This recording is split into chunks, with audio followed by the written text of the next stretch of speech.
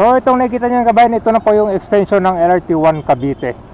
So itong magbubukas na first 5 station ay itong simula dito sa Baclaran.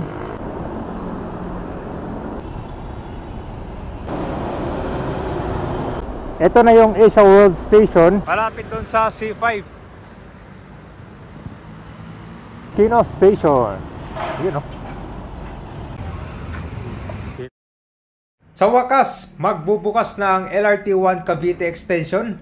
Ilang beses din natin na-update itong project na to. So ang first phase is kasama itong first 5 station. Kita mo naman yung traffic ng Roxas Boulevard ngayon. Ito yung rush hour. Naka-ready na rin yung mga ilang station dito, tulad na lang nitong Mia Station. So simula dito sa Baclaran, ito ay magsisimula na yung extension nito. Dadaan na siya ng Redemptorist. Pero meron pa itong 3 station. Ito yung madalas tinatanong nila kung kailan ba ito masasama. Kasi meron pa itong Las Piñas, Zapote at dun sa Bacoor, Cavite naman. So ito po yung depot ng LRT1 Cavite. Iko-cover natin ngayon itong first 5 station para alam nyo na kung saan dito yung entrance, kung anong meron bang ramp, escalator. So simula tayo sa Redemptorist hanggang dun sa may Dr. A. Santos. 4th generation train, ito na yung ginagamit ng LRT1 operation. Mas mabilis, mas modern at higit sa lahat mas malamig na aircon ngayon.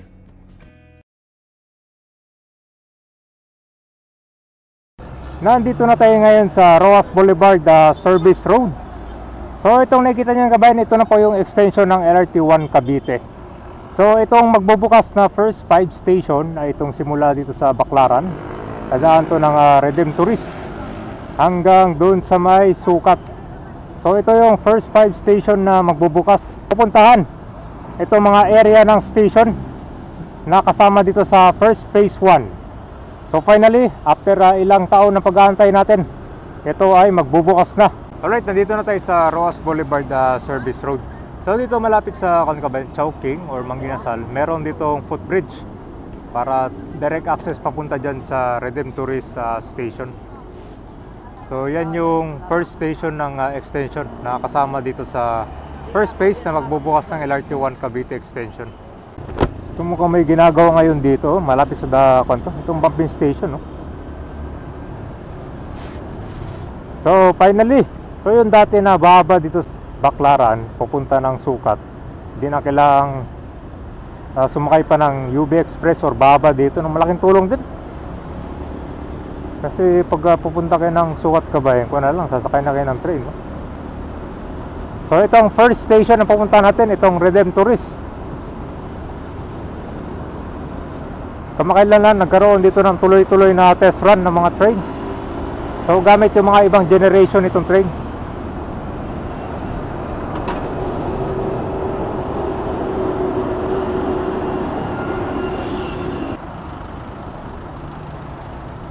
Yan yung station, no? So meron siyang dito footbridge. Kasi dito kabayan, bawal na tumawid dyan, eh. Natin na. Ito na station, ang ganda, oh. Okay.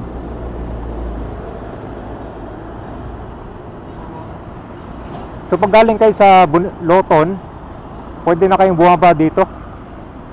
Pag sumakay kayo ng Sukat na UB Express. Ito na yung pinaka-entrance nyo. Ayan, ganda, oh. Ayan.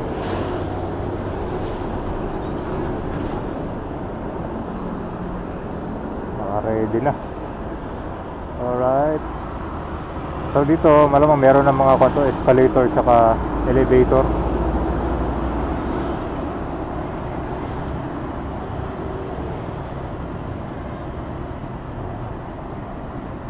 So yun yung pinaka-entrance niya.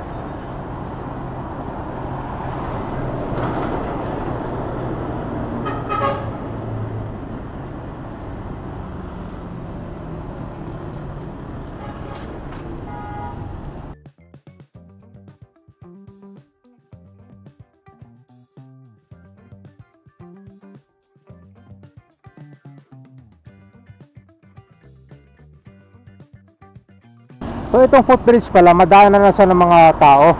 Papunta rin to dito malapit sa City of Dreams. Ano, so pwede rin pag sasakay ka ng train dun, maglalakad na lang sila dun, malapit. Yan. So ito yung pangalawang footbridge.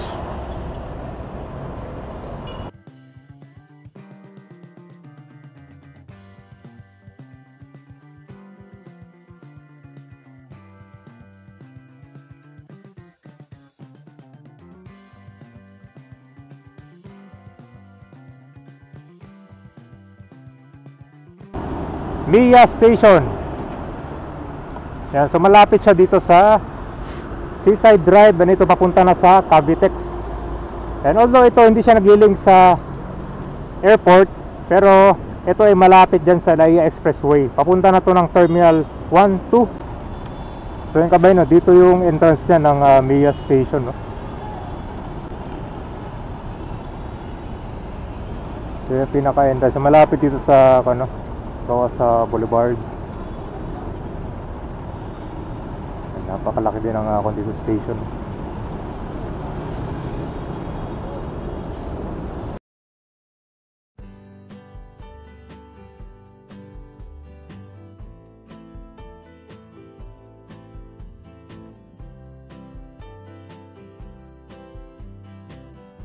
Grabe na yung traffic, no? Ito yung papuntang Manila. Talaga namang bumper to bumper na dito.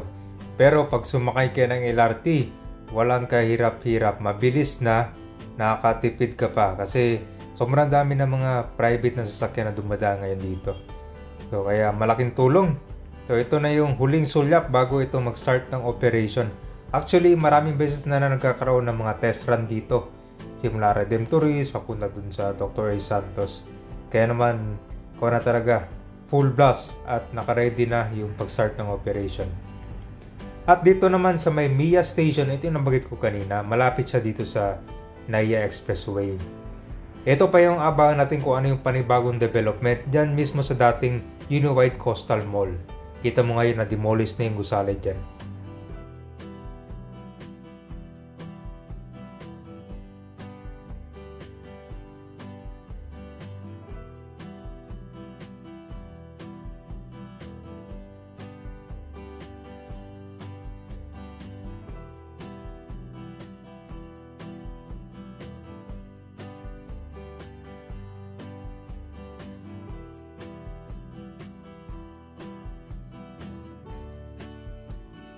Nagbukas noong 2018, ang PITX served as the hub for buses, jeepneys, and other public utility vehicles. Ito ay headed for areas north of Metro Manila and areas south of Metro Manila. So marami din mga bus dito na galing dun sa Monumento, nadaan ng EDSA. Ang next station na pupunta natin ay itong Asia World, kung saan ito ay nag-link dito malapit sa may PITX. So one-stop shop, kung saan pagpupunta kayo ng province, pwede na kayo bumaba dito. Pagpupunta naman kayo ng SM North, ay pwede na rin kayo sumakay dito.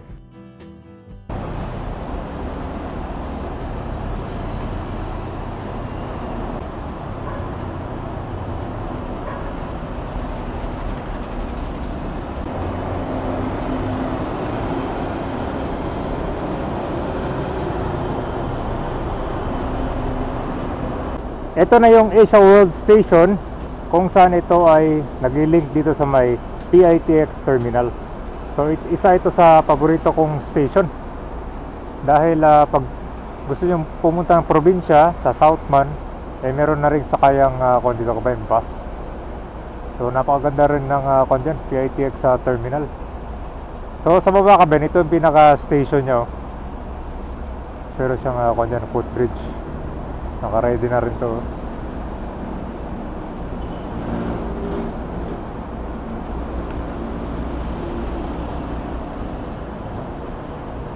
Asia World Station, PITX. Yun.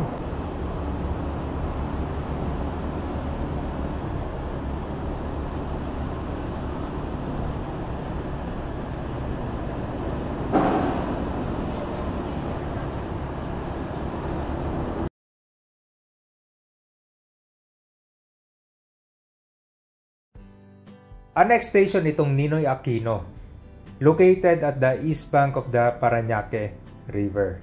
So, ang malapit na landmarks dito ay itong Terminal 1, Aquino International Airport, Duty Free Philippine Store, Parañaque Cathedral, Barangay La Huerta, at itong Gedcor Square Building.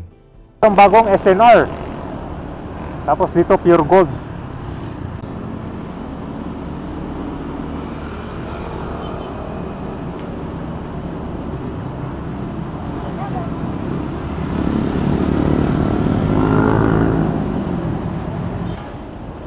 So dito yung entrance, tinangan natin. Yan yung entrance nyo. So itong papuntang Ninoy Aquino Station ay dito kayo dadaan, kabay, no? Maganda yung view kapag sumakay kayo ng train simula dun sa PITX papunta dito, kasi dito sa Parañaque River dadaan yung train. So after naman nun, itong train hindi siya diretso kundi liliko to papunta dyan sa likod, tapos babalik dun sa Sukat Road. Yan naman yung next station, malapit dun sa C5. Dito yung entrance nyo.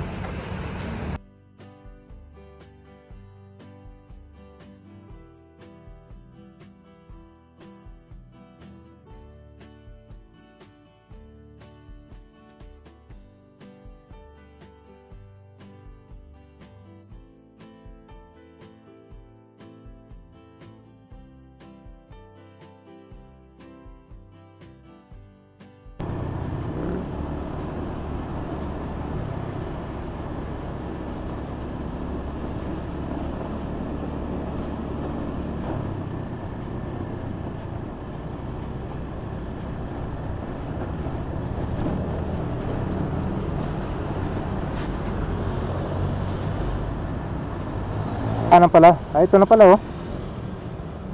Yan, so nire-ready na pala to para papunta sa station. Yan. Malaki yung station pala ito, kabayan. Sa harap na sa mismo ng ano? SM City Sukat. Ayan. Ayan natin, ha.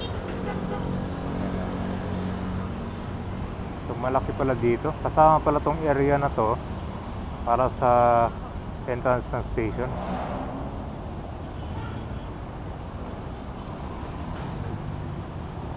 So maganda, kabayan, kasi yung babaan nyo dito sa Dr. Roy Santos, malapit na dito sa SM mismo yan, oh. So parang pala walking distance.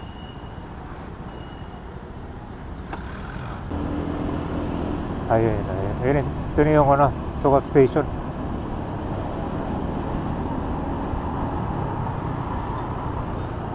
Okay, so open na rin pala dito. Meron din siyang entrance, oh.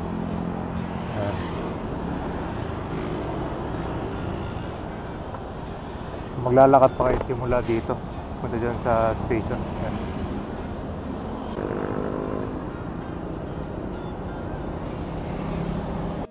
Pero meron pa itong tatlong station based sa original ruta nitong extension ng LRT Line 1. Yun po yung Las Piñas, Zapote at saka sa Bacoor, Cavite.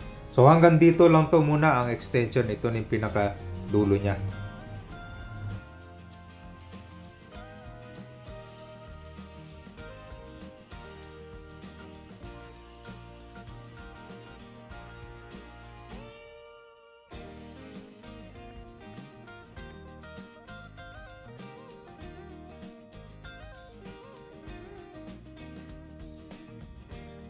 Papunta tayo ng Zapote. Sa kaliwa naman, ito yung tinatawag nilang Villar Sipag. Napakarami pang mga bakanting lote dito. Yan yung abahan natin. Siguro pag fully operational na itong train at kompleto na, sadami pa yung mga developments ngayon. So mostly, itong kaliwa na yan dyan, ito yung mga stopover na galing sa Las Piñas, galing Cavite, at papasok na dito sa Parañaque. Dito yan kasi maraming mga pwede papilian ng mga pagkain dyan. Meron din bilihan ng mga souvenir at iba pa.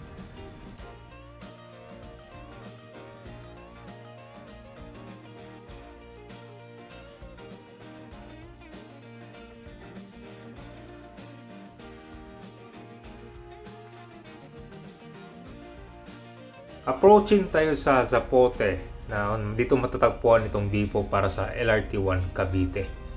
Ngayon, ito din yung dinadaanan ng mga motorista papunta dun sa Cavite at pabalik naman dito sa C5 papunta dun sa may area ng SMO1 na. Yan. So, kung na rin, marami ng mga dumadaan dito. Nandito na tayo malapit sa river. So, ito yung mga dinadaanan ng mga motor papunta dyan sa C5. Papuntang Las Piñas. Ito naman papuntang C5 pabalik ng Parañaque. So ito po yung depot ng LRT1 Cavite Extension. So yung first phase ng LRT1 nagbukas ay simula sa Redemptorist hanggang sa may Dr. A. Santos. So meron pa itong additional station na papunta pa to sa Cavite. So ito pa yung abangan natin, no, sa next phase kung ito ay magbubukas din. So mahaba pa itong gagawin ko ng kabayang extension ng LRT. Pero ito good news dahil bukas na yung Redemptorist to Dr. A. Santos. Ito siya kabayang, parang kompyata to. Parang magdurugtong dito sa kabilaw. Hindi pa siya natapos. Ito kasi kabayang papuntang bay na to kaya marami mga dito bangka.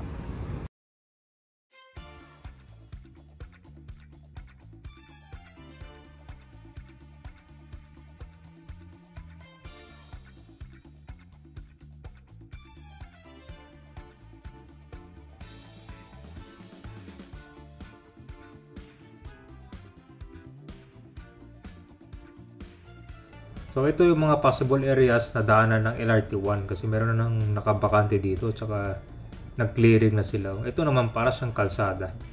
Daanan to ng mga sasakyan. So malaki pa yung abangan natin dito. Ito yung C5. Yan pabalik ng Sukat dito papuntang Cavitex na yan, no.